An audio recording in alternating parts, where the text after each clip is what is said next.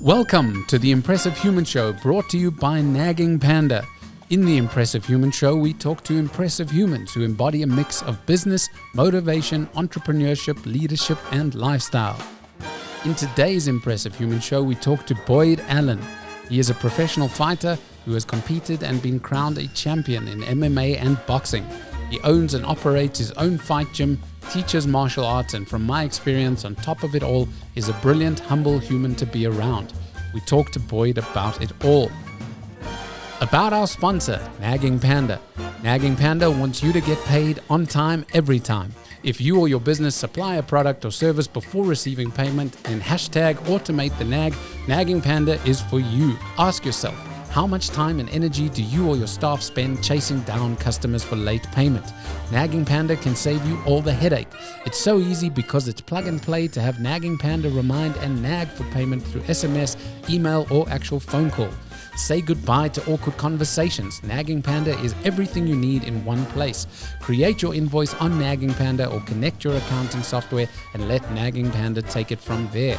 Get paid faster by sending customers the Nagging Panda pay button. And if you need, use the built-in panel of debt collectors. Oh yes, and it works for quotes too. Try before you buy. Enjoy a no credit card required 30-day free trial. Sign up today at naggingpanda.com. All right. Welcome, Boyd. Thanks so much. It's so good to have you on the show. Thank you for having me. It's a pleasure. In fact, it's our pleasure. Thank you. I've been looking forward to this since the day that I first mentioned it to you. I've got some questions written down, like I told you before the show, but off camera we were already talking, and I said, "Okay, stop. We've got to keep this material for the show. It's it's too good. People are going to want to know." Cool. So let's start kind of where I had planned, and we'll go from there. Perfect. So, kid who dreamt of being a fighter, or along the journey you took to it, or how did it begin? Yeah, so I wouldn't say I was a kid who dreamt of being a fighter. I think I loved to be involved in sports. Right. I knew from a young age that that's what I wanted to do. I didn't quite know what sport I wanted to be involved in, but I knew it was something physical. I love training. I love being in the gym. I competed in a lot of different sports: swimming, motocross, rugby. Rugby became a massive passion of mine, and that was what I pursued throughout my high school career. And I think only when I had sort of got to matric, I turned 18, I started amateur boxing, and that's sort of where the fight career started. Okay. And how old are you now? I'm 32. 32. Okay, so it's not something that you did since you were 5, and you've obviously just taken to the fighting as a complete natural. Yeah, I think I was lucky enough to pick it up quite quickly. It was something I enjoyed, and I think just coming from the background that I did, being quite a small kid in primary school, got bullied a bit, and when I sort of understood a little bit about fighting, I realized that this could change everything for me, and it did. Right. I was actually talking about a similar thing. That's how I got into martial arts back when. Yeah. Got into a confrontation, didn't know what I was doing. Yeah. Luckily didn't end up in an actual fight, but knew I had no chance. Yeah. And that's kind of what sparks the enticement to learn. Right. So speaking of learning, you've managed to cross over. So obviously when you were younger, like you've said to us now, you did a whole bunch of sport. But now still, even in your professional career, you've gone boxing, MMA, boxing, MMA again. Yeah. So I started off as an amateur boxer in Springs as Burke Collins Boxing Club. And that was when I was 18, and I fought as an amateur boxer for about 3 years, till the age of about 21. I had 34 fights with a record of 30-4. That's 34 in 3 years. 34 fights in 3 years, yeah. Well, okay. As an amateur. So we were quite active. It was once every second or third weekend. So we were quite active as amateurs. And at that time, it was only 3-minute rounds. So, right, okay. So you don't take too much damage. It doesn't take too much to train for. It's more about gaining that experience. Right. I think from there, got into amateur mixed martial arts and ran with that for about a year as an amateur. I had 13 amateur fights. I was fortunate enough to win all of them and then turn pro a year after that. And for the last 9 years, competed in mixed martial arts as a professional. And I've been to some of those fights, and Bryce will find us some pictures in a little bit. You've been in some wars. Yeah, I think just sort of getting into it from the beginning, I got 6 fights before I joined FFM. I was 4-2 as a professional, and then signed with the EFC and started training at Fight Fit Militia under the head coach of Richie Kwan. And that kind of changed the game for me. That's when I sort of saw that I needed to get to a certain level in order to compete with the pro athletes around the globe. Right. And Richie, I mean, Coach Kwan and his whole setup, he's an amazing individual. Yeah, he's an unbelievable individual and super talented in multiple disciplines. And I think I just took to him as a coach. I understood him as a person, and vice versa. He understood me. And I think he gave me the skill sets I needed to get to where I am today. Right. Amazing. And I mean, I've been in the gym. I don't know if you'll remember this, but I remember it clear as day. I was with a buddy of mine. We were in Cape Town training, just using a gym space which had some boxing bags up and all of that. And in walked you and a whole crowd of people you don't want to mess with. And it was you, I think, Andrew Van Zyl, a couple like big guys, and you guys started to work out and you were rolling that day, whatever it is you were doing. I remember it, you remember? Yeah. We've actually still got a picture of that day. I mean, the crowd that you train with, everyone's a warrior. Everyone's dangerous. Is it, you make iron with iron kind of thing? Yeah, I think that's exactly what it is. It's sort of the traditions and the laws of martial arts put in place by Richie and Chef at that time. They created a militia. We were literally a little military team, and we trained ridiculous hours every day. Just to catch up to where we needed to be. The States were 10 years ahead of us with regards to martial arts, and we knew we had to put in the hours and put in the work. And the guys that sort of made the cut, that could stick with the team and make the training every day, those were the guys we worked with, and those were the guys that pushed us. So, yeah, iron sharpens iron. The training that you guys did, I've only heard stories. I mean, for the common guy like myself, not the... we train because we love it, but for you guys, the real fighters, I mean, the training that you guys did, and from what I heard, was 3 or 4 sessions a day, and if you missed more than one a week or one a month or something like that, you were kind of in the bad books. Yeah, I think he ran it like a business, and it was the right way to do it at that time. We were doing sometimes 6-7 sessions a day: swimming, conditioning, stand-up striking, Muay Thai, Jiu-Jitsu, pad work. And we would have to jump in with a general class just to get extra drills in and that kind of thing. So our bodies were taking a lot of strain. We got the recovery in where we needed to, but it was that sort of mindset that got us to where we are today. So when we look back, I think it was sort of our military training. Some people leave school and they'll go straight into the military for 2 or 3 years. That was our military training. We needed that. Okay, and that's raised the game. Yeah, that picked up the standard, I think, across the whole of Africa, not just within the gym, because guys knew they needed to compete against us. And if you were competing against a fighter from Fight Fit Militia under Richie Kwan, you knew that you were in for a fight. Whether you won or lost, you were in for a fight. Yeah, and the guys couldn't beat you on a fitness level. I mean, you'd keep going. There was just more in the tank. Yeah, I think we just put in the right work and the right amount of hours. And I think as we've grown a little bit, we've tapered down on the hours we put in, and just the quality of work has gone up. Okay. And so speaking of quality, which is a fascinating thing, especially as the MMA game and everything evolves through Africa, like you've said, into the bigger picture in the UFC. Yeah. The guys are making that transfer. I mean, Don and a couple of other guys have had amazing victories in that space. Yeah, I think we've got guys like Soulja Boy that made it in there, Ruan Potts, Don Madge. He's on a 2-fight winning streak. Drickus Duplessis, JP Base, Cheyenne Base. They all top competitors, and they're doing really well. So the African fighters can make it onto the big stage and into big promotions, not just UFC, but Bellator, One Championship, Top Rank Boxing, things like that. So we've got the potential in this country, and there's a lot of guys that are hungry for it. We just need to open up the doors. Right. And for the guys that want to go through those doors, in terms of a future, because obviously everyone needs to be able to put food on the table and look after. Is there the financial future for somebody who wants to get involved in fighting? What does it take to actually make a living out of fighting? So honestly speaking, in South Africa, it's a bit difficult. I think with regards to full-time training, athletes look for sponsors and that type of thing to keep them sort of financed throughout the month. And South African corporates and sponsorships aren't as easy to get as you would in the States or in sort of first world countries. So it is a bit more difficult, but I think where there's a will, there's a way. And a lot of guys have proved that. Right. And do you think that from a sponsor's point of view, do you think it's because of the exposure to the sport in this country, or where do you think it's? I think it's the exposure, yes, but also the lack of understanding of where the sport is and how big it can get, and sort of what kind of brand you can build off of it. I mean, sponsors would be happy to sponsor soccer players or rugby players, golfers.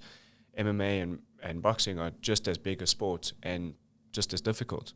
So I think it's just sort of opening up the door to an understanding, so to a broader spectrum of a market. Right. Well, listen, in terms of difficulty, I don't think, I suppose each sport will have its own problems, but I don't think golfers will worry about getting kicked in the head as often.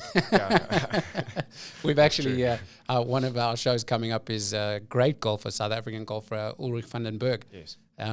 He actually loves to box as well. Okay. So maybe one day we can arrange that, Brasi? Boyd versus Ulrich in golf, and then the other way. No, that's not such a good idea. I don't think that's going to work out very well. Not such a good idea. And that's Ulrich, if you're watching, it's not because I don't love you, buddy. So the team, right? So you've obviously, you trained in the same team with Don, but you fought him. Yeah. What it like, so we can talk about that fight in particular, but in general, you guys are all fighters, and each fighter has his own hunger and passion and that will to win. Yeah.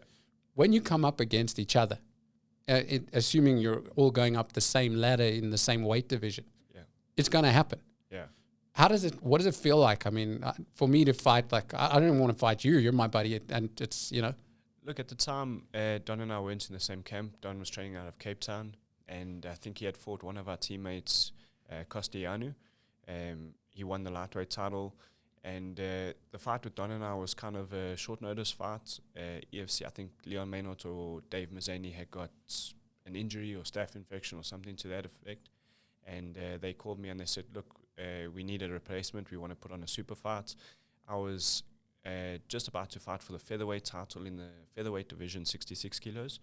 And they asked me to fight on sort of no title fight, 5-rounder on short notice to kind of just fill in and put on a show for the guys. And we both accepted the fight, and we came out with a draw. So I think it was only after that, a little while after that, Don and I had been speaking. We always remain sort of gentlemanlike towards each other. We're good sportsmen in the fight, and we chatted a bit afterwards. And he said he was keen to move up to Joburg and join Fight Fit, which was, in my opinion, one of the best decisions he could have made, because he needed a team to help push him.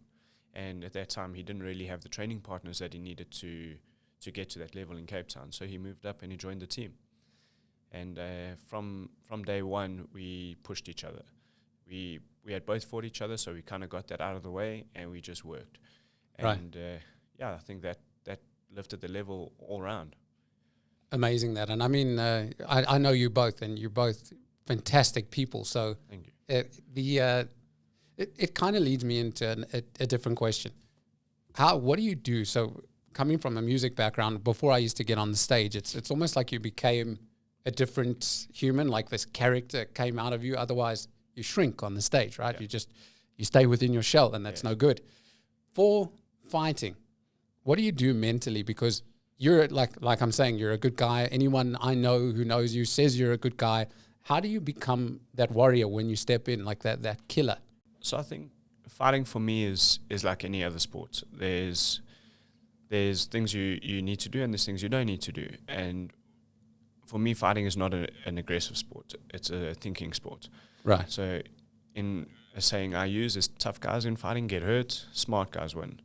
And I like that. I've kind of stuck with that mentality.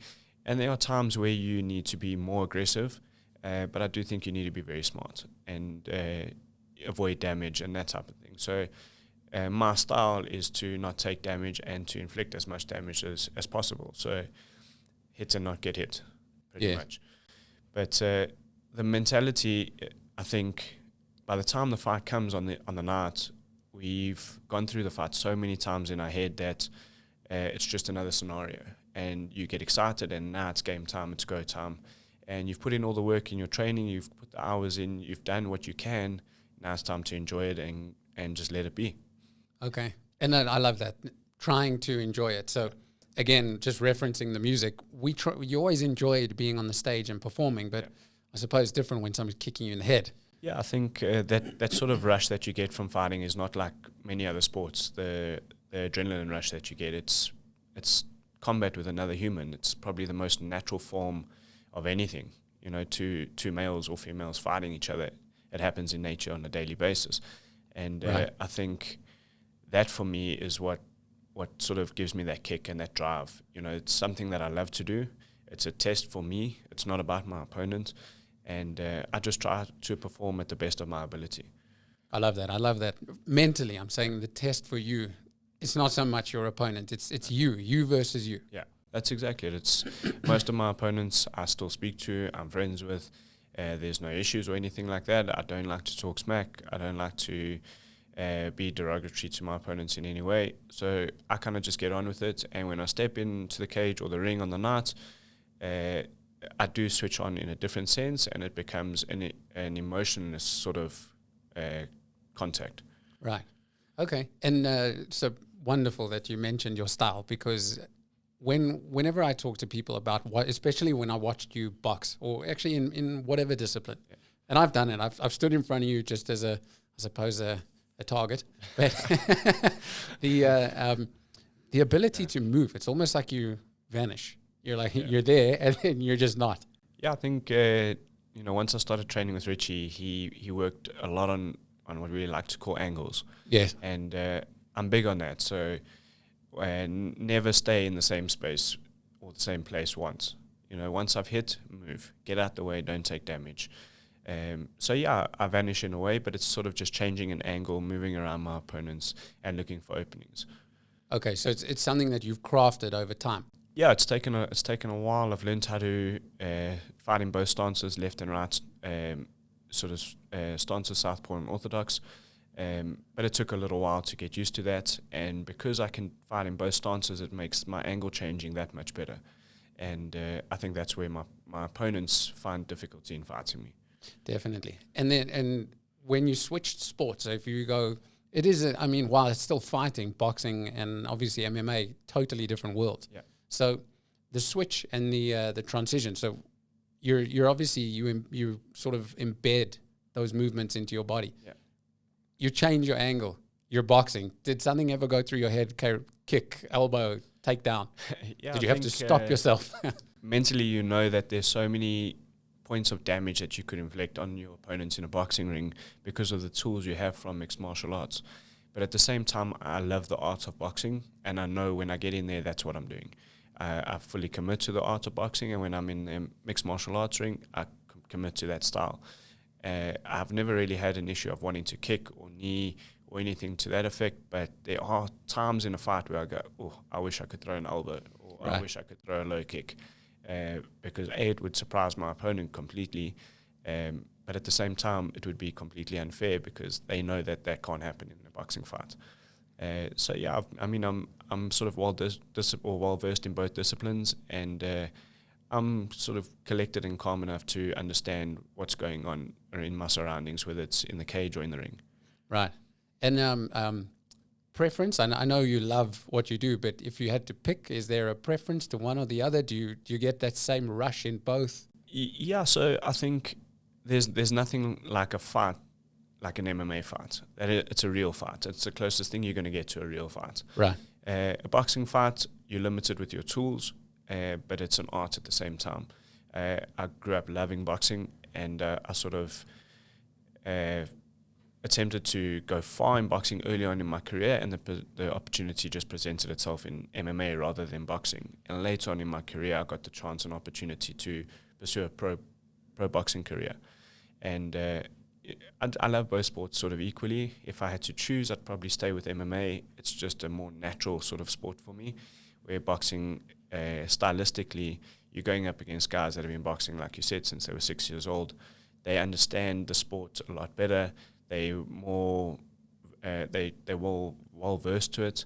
So you've got a little bit more of a difficult time. But bringing my style in from MMA into the boxing ring proves to be difficult for a lot of opponents. Definitely, I can 100% see that. Yeah. So there's a Bryce. Do me a favor. Try to put that picture of Boyd up. That warrior. I call it the warrior picture. Yeah. Like in terms of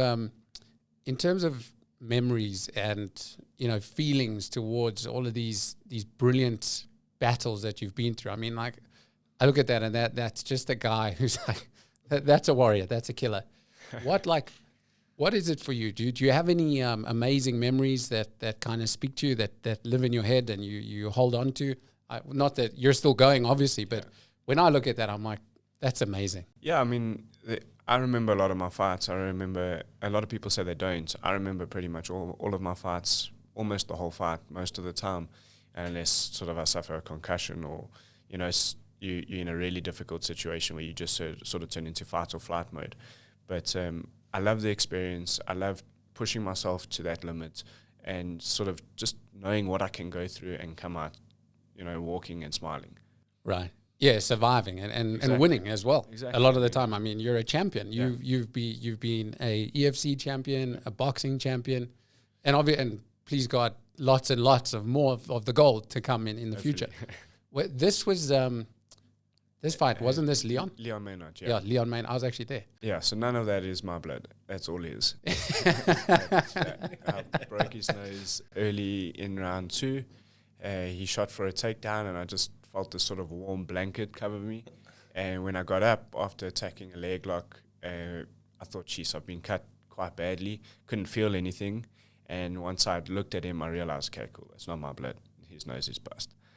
And, obviously at the time, I couldn't see what I looked like until I saw that photo afterwards. I thought, wow, that's quite hectic. Yeah, when you look at that, that's mean. Yeah.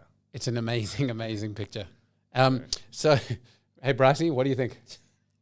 I can't believe that's not your blood. Can't believe that all came out of one person. Bryce actually told me that's how he feels after a day in the office. And that just while we're looking at the screen, that picture of Boyd and Richie, I mean, the bond between a coach and his athlete must be an incredible thing, because you really do. It's blood, sweat, and tears together, and it's hours of this. Yeah, it's hours. And I think it's his educational sort of outlook on the sport that draws me to it. He's never been a coach that's not wanted to be smart about his approach to anything. So he's a thinking man, and he's smart at what he does. He's very good at what he does. And I kind of took that from him and put it into my style. So I like to think of myself as a smart fighter rather than just the typical brawler. And I think that's where guys do find it difficult when they come up against me. I love it when guys put pressure on me and they expect me to sort of break under that pressure. And round 2, 3, 4, 5, depending on how long the fight goes, they slowly start to realize that they're not going to win this one. Right. It's just kind of mentally they're breaking down. Educated violence. Yeah. Exactly. Well, like we always say at jiu-jitsu, you're folding your friends in their clothes. So. Exactly. Just doing laundry with people in them. That's exactly right.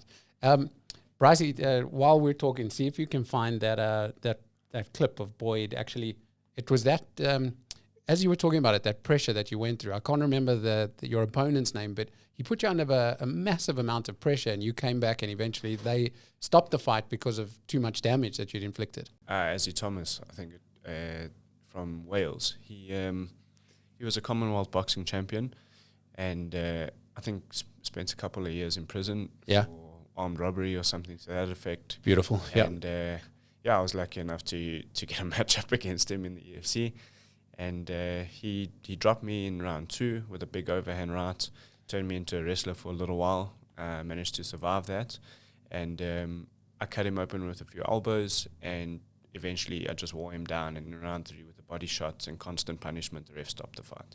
Oh. And for you, like when you get hit, so one of my good buddies overseas, Sheikh Congo, he's got one of the greatest knockouts because he got knocked out. I mean, when I speak to him about it, he says his brain reset. Yeah. He says for a few seconds he was on reset, and when he came to, he'd knocked, it was Pat Barry. Yes. And that feeling, he says, like, it just reset. What was it similar for you, like when you got hit and then to come back? So no, I didn't really go out. I think he just caught me with a good shot behind the ear when I was up against the cage, and my legs just they turned to jelly, so I did whatever I thought I needed to do and started wrestling, going for a single leg. He attacked the guillotine, managed to defend that, and then round 2 ended and kind of sort of saved me, saved by the bell scenario. And round 3 managed to cut him up a little bit. I love using elbows, and damaged him reasonably badly, and I think that kind of pushed him back a little bit and managed to get the fight stopped in round 3. Amazing stuff. And a great victory that was. And we've seen you do belly down arm bars. We've seen you do amazing things in the octagon, but it's obviously that stuff, a big product of that is your jiu-jitsu training. Yes, definitely. I mean, when I first started jiu-jitsu, I did not like it at all. I went to a gym, these guys threw me into a big blue, like smiley old gi, and all these little guys were choking the hell out of me. So I really didn't enjoy my first sort of few experiences with jiu-jitsu until I started working with Richie. And he kind of educated me on the sport in styles, body types, submissions that would work for me, movements that would work for someone with my type of body as opposed to a shorter, stockier guy, for example. And I fell in love with it and never really chased a belt or a grading in it because my mentality was, well, I just need it for fighting, for MMA. Yeah, it's a tool in your bag. Exactly. Yeah. And it was just the ground aspect of mixed martial arts. And as I got more and more involved with it and fell more and more in love with it, I started to look to progress in jiu-jitsu as a sport on its own. Right. And I suppose we'll touch on that, but that's where Apex comes from and the business. Exactly. Right. And I don't know how many people will know, but you've obviously just gone through a massive grading. Not that you're chasing the belts or anything. I don't even know if it obviously you want to achieve the level of black belt and all those things, but in your world, being something that's a tool in your kit, it's really part of your game. But what does the grading mean to you? So if you're still going up in belts, even though you're already a champion of fighting, what is it for you? So for me, the grading in jiu-jitsu is to sort of signify the work I've put in. It's not about being a brown belt or a black belt and just having that skill set. It's about passing on knowledge. It's about running a good school. It's about enjoying time with the people you enjoy being around with. And I think also it's just a nice skill to have from a self-defense point of view. So it gives me a tool that I can use in daily life if necessary, or if ever needed, without actually having to get physical with someone in a sense of punching or kicking or, that type of thing. They call it the gentle art. And it is exactly that. Although at times it's not very gentle. No, it doesn't feel like gentle. Gently folded in your clothes. But I mean, it does mean a lot to me just to be able to go through a grading like that and to be at that level. It's something I'm proud of. I went through a 3-hour grading with my head coach, Richie Kwan, and owner of Fight Fit Militia Chef. And it was an amazing experience. It was 3 hours of getting completely mauled by my entire gym, friends, family, students. And it was just an awesome experience. And I had to do it twice because they decided we were going too quickly. So they made us roll all the blue belts, purple belts, brown belts, and then black belts again. And so it was a good 3 hours of solid rolling and getting completely destroyed by everybody with smiles on their faces. Yeah, everybody else is smiling and they were fun. enjoying it. And I remember my grading, which is obviously under you and Craig. Yeah. But mine was, I don't know, 2 hours and something. And by the end, I was dead. Yeah. So, and you had to do, again, mentally, I said, I don't know, mentally I might have broken, but at the time, I suppose you're already in the zone and you just keep going. Yeah, that's exactly it. You're in that zone and you just do what you need to do to get through it. And I mean, there's certain things certain people do. I mean, you'll know if you roll with certain people, they'll attack a certain submission. It's what they're good at. That's their thing and that's what they're going to go for. But you just switch off to everything. So Richie caught me with a flying triangle. I love to go for flying triangles, and I sort of slap myself on the head and sort of like, you should have seen that coming. But you're so involved and you're just so deep in it that you don't even realize at the time, you're just reacting. And by the time you roll with Richie, you're towards the end, and your body's probably just non-reactive. No, you're dead. You're basically just limp. Yeah, you're just in your gi. Up everywhere, and you just got to get through it. So you just bite down and you go for it. And for people who don't do jiu-jitsu, who are like, I'm sure you have many fans that are non-jiu-jitsu players, but watch this. For them to understand, you rolled with, must have been close to 100 people. Yeah. Or more. Least, yeah. And at least for a few minutes. So to reach that 3-hour mark, it's an incredible journey. Yeah, I mean, it's something that you never forget. I mean, you'll know you've graded and you've been through that sort of process. And I think the higher up you get in your belts, the more sort of savage your gradings become. You know, your school starts to understand that you're at a certain level and they need to push you. Whether you're a white belt or a black belt, they know that he's at this level now, we've got to make it worth his while. So they come for you and they make sure that you get the work in. And afterwards, they like to laugh at you and say, I got you with this, or I got you with that. So it becomes a tit for tat type of thing. Yeah, and you'll get him in the next grading. Yeah, I mean, Jendi, one of the guys that rolls at the gym with us, awesome student. He's a blue belt now. He's been rolling for quite a while. He sort of got me in the grading and put a knee on belly on me and sat there smiling for 2 minutes, which was cool because he's going to grade as well. I want to do exactly the same. He'll probably be him. with me, so go for him. I want to get him back. So, I mean, it is a tit for tat type of thing when it comes to grading, and it's just an awesome experience. Wow, that's brilliant. And we were actually saying this off camera, but after seeing it and hearing about it, when people tell me it'll be my turn to grade again, keep the belt. It's all good. Yeah, I'm happy with what I got. You have second thoughts. Yeah. So let's talk a little bit about the lifestyle of a fighter and your lifestyle in general as a business owner and as a coach. But your lifestyle obviously adjusts when you're fighting. Yeah. So in camp, out of camp, what you eat, what you don't eat, the hours you put in. What's your lifestyle like when you're into it, like getting ready for the fight versus out of fight time?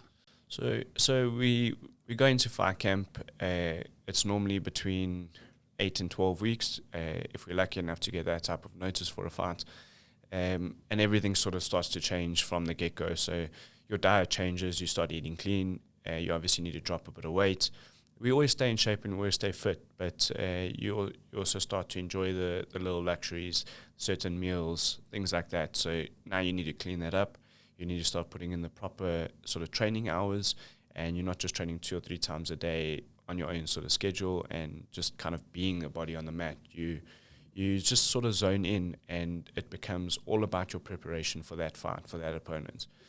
So mentally, it's exhausting because it's constantly on your mind. And it's constant work day in and day out for 12 weeks or 10 weeks or whatever it is. So, I mean, sometimes it's 3 weeks, and if you're fit and you're in shape, cool, you can take the fight. If you're not, don't accept the fight. And that's where a lot of fighters make the mistake. But taking it not ready. Yeah, they take it when they're not fit enough, or they're not in shape, or they have too much weight to cut, or they just haven't been training the way they should be training. So I kind of like to stay in shape and just stay active as best I can throughout the year. Whether I'm fighting or I'm not fighting, I enjoy being in the gym. I enjoy working hard. And it's always good to give your body a rest, but there's always that time. And I mean, the difference between that and not being in camp is you can enjoy your training a little bit more. You can relax a little bit. You can take those little breaks when needed. And I think it's just sort of, you're more relaxed. You just kind of go about your day and you do your thing. You get to work with a lot more people. You can train clients. You get to run classes. So fighting sort of puts all of that on hold, and you focus just purely on the fight. And I think to be able to step in there and perform at the highest level, you need to be that way. Your mind needs to be set like that. You can't be in the same mindset that you would be on a daily basis. Right. You're going into a fight. It's the oldest form of human combat. And, I believe that it's in my blood. It's something that I love to do. And if I'm not ready, I won't take a fight. Okay. Well, that again, that's leaning towards the smart side of fighting. Yeah, I think I've I've made that mistake once or twice in my career where I've taken fights with injuries, and it proved to be, a bad decision on my part. I ended up losing the fight, and I learned from it. And if there's any advice that I give to fighters that say to me, my rib's not too great, I've got a fractured rib or I've got a cracked shin or whatever it is, but I'm fighting in 2 weeks, my first response is, I don't think it's a good idea. Maybe look at it, you can always fight again later. But a lot of the promoters put a lot of pressure on fighters, and they don't really compensate them the way they should, especially here in South Africa. So there's no reward in the risk. Yeah. So that's why I would tell a fighter that. Different story if you say to me, I've hurt my hand, I've got a fight in 2 weeks, and it's for $1 million. I said, don't worry about the hand, just Go fight. put a Band-Aid on it and go do your thing. Go buy a new one. Yeah, go buy another one. You know what I mean? We'll get you a new one. But here in Africa, it's not like that. So you got to be smart and you got to make the right decisions. And sometimes ego kicks in and you go, I'm fine, I'm not too injured, I'm going to take the fight. And that's where you see your performance diminish. And you could end up losing the fight, or you could win and just not perform the way you wanted to. So it's a risk. Do you think that, I want to come back to the lifestyle when you're not fighting, but while you've spoken about the promotions, do you think that fighters, and this is not in any way negative, it's a question, are the fighters kind of the cannon fodder, just the meat? Yeah, I think certain fighters are. So promotions will use certain fighters to build other fighters. They have their golden boys, so to say. I think you kind of working for them, and they will use you as they please and sort of match you up against who they want you to fight. I've never really wanted to be that guy that's had a choice of my opponents. I've kind of said yes to a lot of the fights. But as you get older and you get smarter, you do need to be clever about how you strategize your approach to a title fight. And I think any athlete that wants to get to the top knows that. Right. So I mean, it's nothing that anyone wouldn't sort of agree with. I think it's just when you're younger and you sort of hungry and that you're just like, I don't care. Give me whoever you want me to fight. I'm going to fight them. I'm going to beat them anyway. Because you got to get in. You got to get in. You got to get that experience. And we're training like animals 7-8 hours a day. Like, I want to fight now. What am I doing if I'm not fighting? So What's this all for? Exactly. So, and it's what we do. It's what we love. And from the top, so like being the champion, when you're the champion, you know that young guy who wants to get through the door wants to beat you. Yeah. What's it like to know that everyone's gunning for you? I think it's just a nice little push. So it gives you that motivation just to wake up every day and grind hard every day. When you've got that title on your back, there is that target. Everyone likes to say that, you're the champ. They want that belt. They want that spot. They want that limelight kind of thing. At the end of the day, having a belt means nothing. Being the champ means nothing. It's your performance. Yes. So I take every fight the same, whether I'm a belt holder or title holder or I'm not. Every fight is exactly the same for me. It's the most important fight of my life, and I treat it as such. Right. I put in the work, I put in the hours, and I think that once that pays off and you get that victory, there's no better feeling. Right. I suppose it's the reward for all of that stuff. So, I mean, it must be the ultimate in the feeling that you can get here. Definitely, and it's not just about me. There's so many people involved in the whole process. The team, the coach, of getting me to that position. Sponsors, friends, family, loved ones. I mean, all of that is around you all the time. You've got your support structure, the gym, that kind of thing. People backing you all the way. So you don't just do it for you. You do it for everybody. But you want to perform at a high level because you also want to show people that this is possible. If this is something someone wants to get into, they can. They've got the right coaching. They've got the right approach. They've got the right understanding. Yeah. And that's kind of where the gym came about. Okay. And would you say to people they should get involved in fighting? No. Okay. No. I think when I started boxing and I got home from my first boxing lesson, it was about 8:30 at night, and my old man said to me, "Where have you been?" I said, "No, I went to Springs Boxing Club. I wanted to try out a session there." He said, "You don't know how to box." I said, "Well, that's kind of why I went." Yeah, that's why I went, yeah. He said, "Well, I was a professional boxer when I was younger." I said, "Geez, Dad, why didn't you say anything? Like, you never told me. I'm 18 years old. I didn't know you could box like that." So you had no idea? I had no idea. Okay. And he said to me, "That's because if you're not drawn to it yourself, it's not a sport that you should get into. It's a tough sport. You take a lot of damage. You can get hurt. And if you don't really love the sport, I would never push you into something like that. Okay. And I tell people the same thing. Fighting is not an easy sport. It's not an easy career. And if you do decide to go down that road, understand there's going to be the highest of highs and the lowest of lows. Right. Because losing, that just takes it out of you. Because after all that work and then coming through. Taking a beating in front of thousands of people or millions of people watching live, depending on where you are and what promotion you fight for, you take a massive knock. You know, right. Your system takes a knock, your ego takes a knock, your self-doubt kicks in. You know, am I good enough to do this? Have I put in the right work? And, you know, when you win, you don't sort of question yourself like that. You just enjoy the sort of fruits of your victory. Yeah. But you know in the back of your mind that something could have changed in that fight and I could have lost. And that's what keeps you grinding on a daily basis at the same time. You may have won, you may still be winning, you could be the champ and undefeated, but those are the guys that need to work the hardest. Right. And then, so actually the perfect way to ask you about the lifestyle as well is the people around you. Yeah. So I see you fairly often, but those that are around you all the time, like your partner, your closest friends, your family. Yeah. When you win, do you expect something of them in their reaction versus when you lose? When you lose, is it just like a warm, safe place to come home to? What's the feeling? Yeah, I think they just as invested in it as I am. So maybe not physically, but emotionally. Yeah. You know, there's certain things that they'll do, food prep. I mean, anything I need done, it's sorted for me. My sisters are amazing like that. Danny, my girlfriend, makes all my meals, you know, and they just sort of make the process as easy as possible for you. Yeah, it enables you to focus. Yeah, exactly. And they kind of take all the outside pressures away.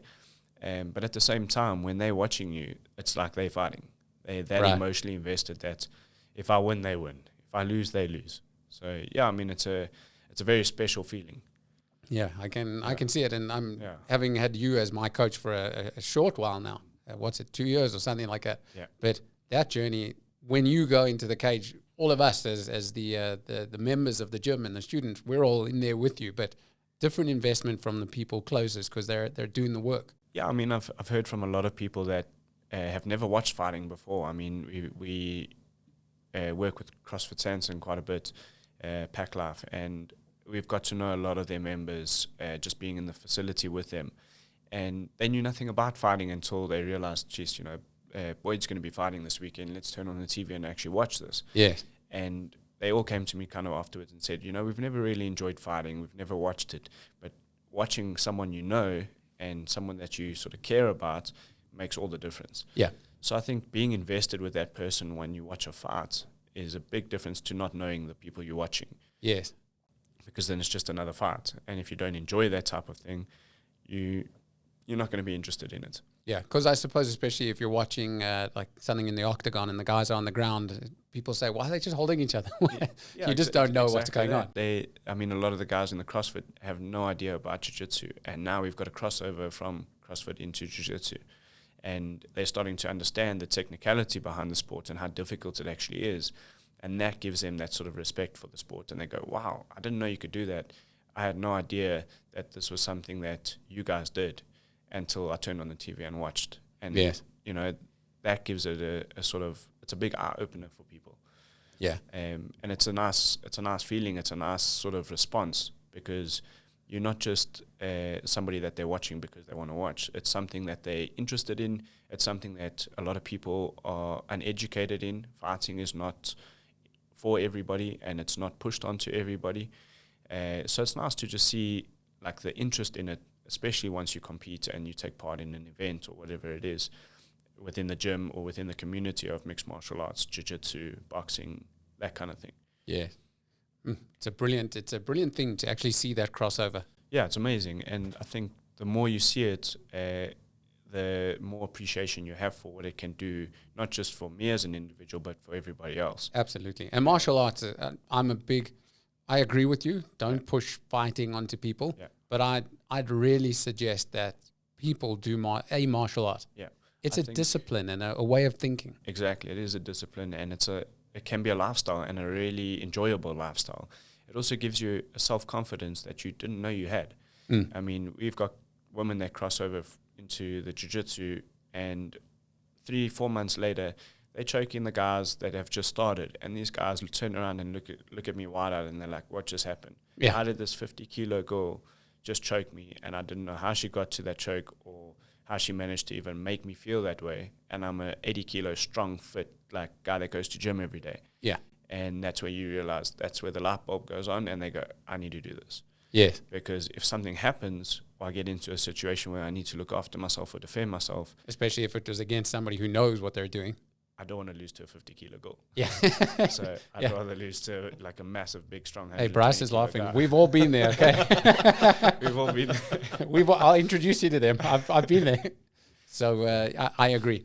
Yeah. I think that the martial arts stuff, especially for kids, and I know, and again, we'll talk about the Apex stuff, but for children, it's such a great upbringing and to be part of, especially in a world where, and it drives me nuts.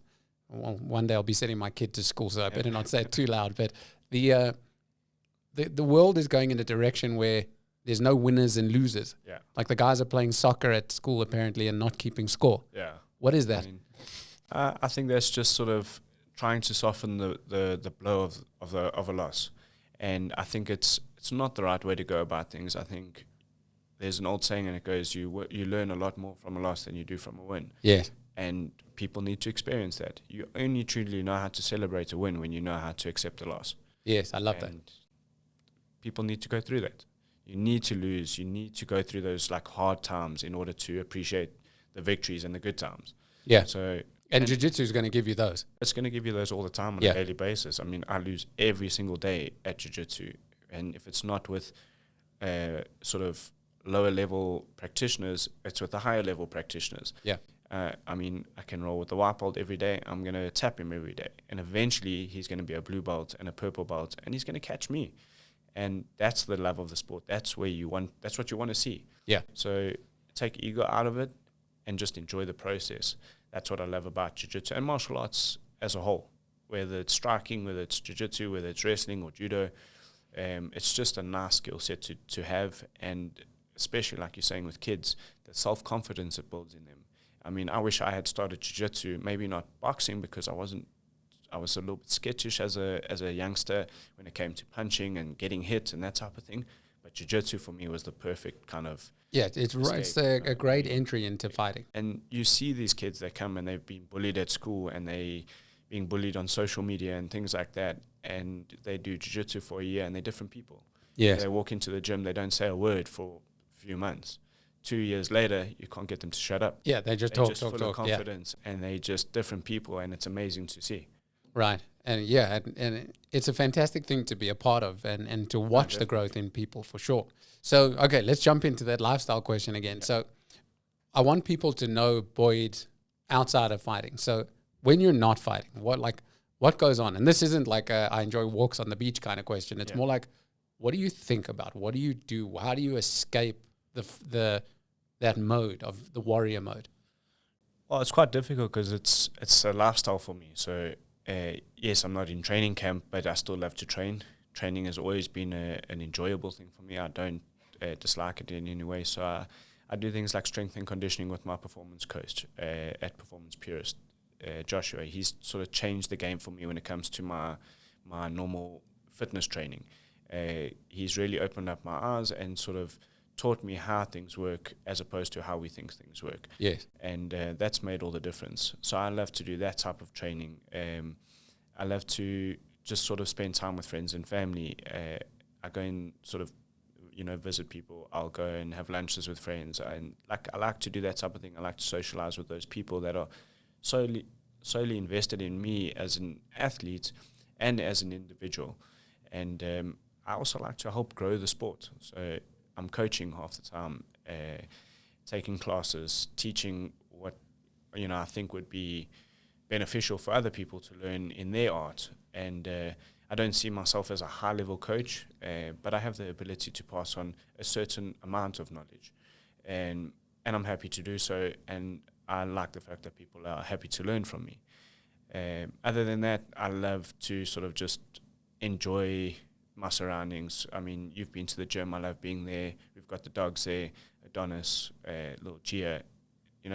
It's just a nice environment with good people and real people. So I think that's more my lifestyle on a daily basis.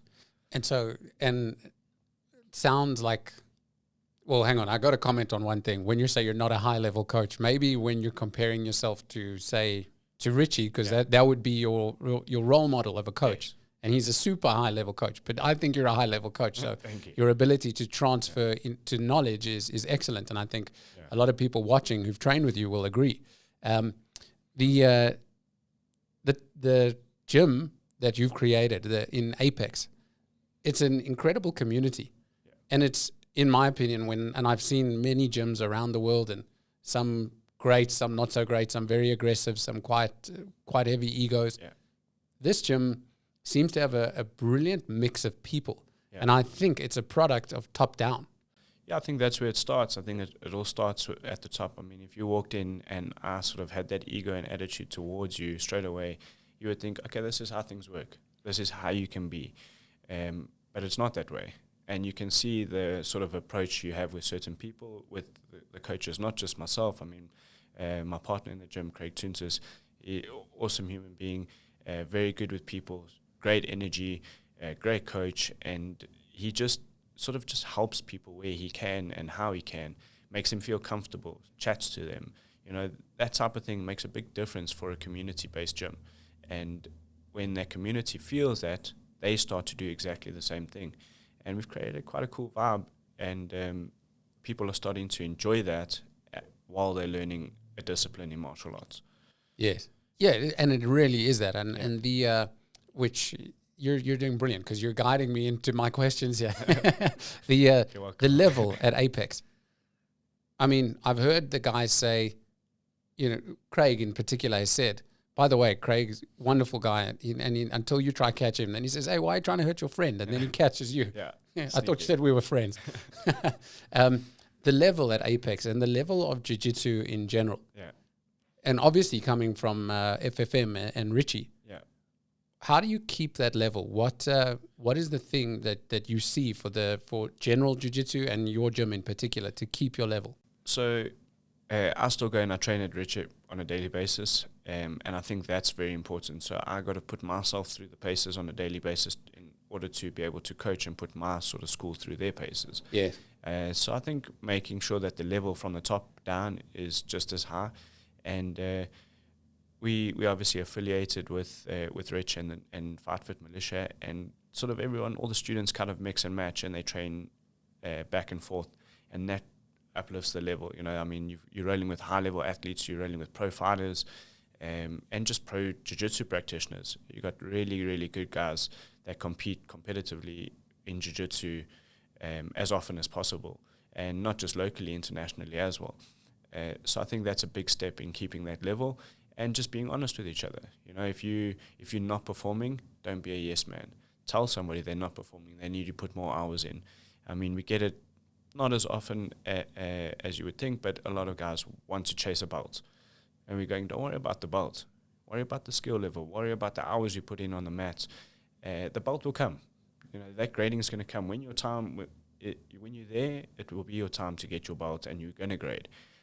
But don't chase it. Just enjoy the process, because at the end of the day, you want to have enjoyed the entire process once you get your black belt. And even once you get your black belt, you still want to enjoy jiu-jitsu. Yes. So I think that's what it's about. Go to the gym, enjoy your training, train hard, learn new things, and when you turn and blink again, wow, you're at your grading and you're getting more, about 200 students. Yeah, for 3 hours. So, I mean, it is a cool process, and it's just life-changing for a lot of people, and I think that's what we try and keep. And it was definitely life-changing for me, that's for sure. In the and I suppose the other thing when it comes to a belt is that ability to defend it and own it. Yeah, exactly. You know, like you don't want to walk in as a black belt and the white belts are, beating you up. Yeah, I mean, we've seen it a lot, and we talk about it a lot, that we see on social media guys get these belts, whether it's a black belt, a brown belt, a blue belt, and you look at the amount of time they've been rolling, and who knows, they could have put in a lot of extra hours compared, but it just doesn't make sense. And then you see them roll with one of our students exactly the same level, and our students completely destroy them. And that comes from Rich. He goes, you're going to earn your belt. And when you're a brown belt or when you're a purple or a blue belt, you're going to be a world-class brown, purple, blue, black belt. You can go to any country, into any gym, and compete and be at a good level with those belts. And that's where we kind of sort of get our level from, and that's what we try and keep. So if you go overseas and you go to a gym in America and you walk in and you put your blue belt on and you roll with another blue belt, we want you to be able to destroy that blue belt on the mat in the nicest way possible, obviously. Seek and destroy him. But yeah, 100%, I got you. Exactly. Okay, so at this part of the show, what we normally do is we jump into a Nagging Panda discussion. Yeah. So you're an owner of a gym, and you haven't seen, I've told you a little bit about Nagging Panda, but I haven't shown it to you. Yeah. When you create your gym, even in martial arts, we were having this discussion with somebody else the other day, is even as a martial arts gym, or because it's got boxing and whatever it has to it. Yeah. And people are afraid of you. Well, Be afraid. Be very afraid. I'm thinking the whole dead character thing. So, but my question is because you're a student of Boyd's, right? So you're in his gym, and now you don't pay Boyd. So, what, like, do people miss their payments? Yeah, I think, look, life happens. So we do try and be as sort of helpful as possible to whoever it is. But at the end of the day, we provide a service and you need to be paid for that service. We provide a world-class facility, and that facility needs to be kept up at a certain sort of level, and you need to pay for that. So, yeah, we get guys that miss payments, whether it's purposely or not. So something like Nagging Panda would be amazing. It's something that takes that sort of hassle off of our hands, and we can just focus on doing what we love: coaching, jiu-jitsu, boxing, Muay Thai, MMA, whatever it is. Yeah. So I think it's a really, really cool concept, and something that a lot of businesses could end up using. And we hope so, that's for sure. But the thing for you and again, it's almost live research for us, but it's the thing that would be beneficial to you is that ability to focus on what you do. Yeah. So you don't need to spend that time having those discussions and chasing and nagging people to pay. As a business owner, you come across so many little things that need your attention that's the last thing you sort of want to be worrying about. It happens, and there's nothing we can really do about that up until now, I suppose. And I just think it's an awesome concept. Thanks, and we appreciate that. I appreciate that. Do you think that from a functional point of view, where for you as a business owner, teaching whoever it is you're teaching your students, does it get to an awkward discussion? I think it can be, depending on your students, obviously, and the situation that they're in. But we always sort of listen and try and accommodate where we can, help where we can. I think we've been very fair like that.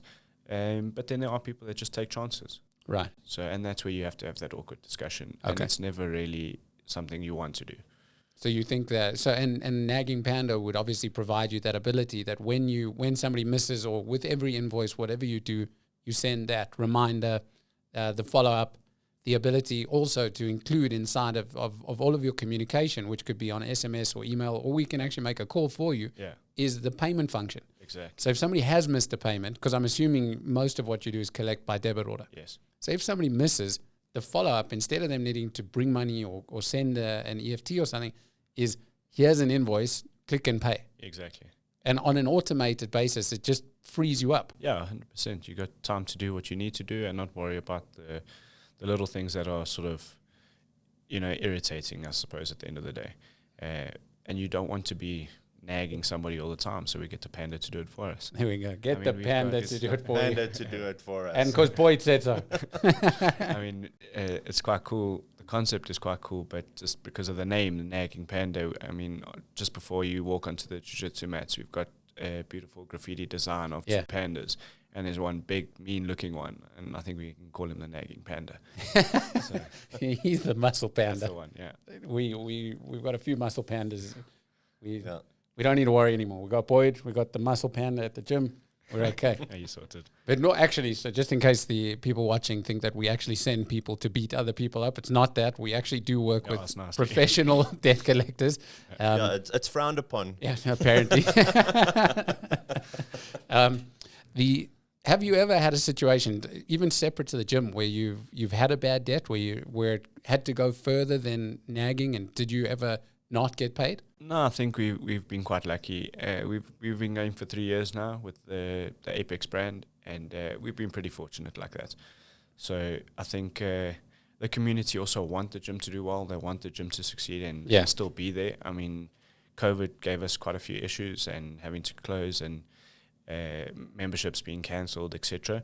But for majority of the members, they want the gym to still be there, and it's something they love doing and in an environment they enjoy being in.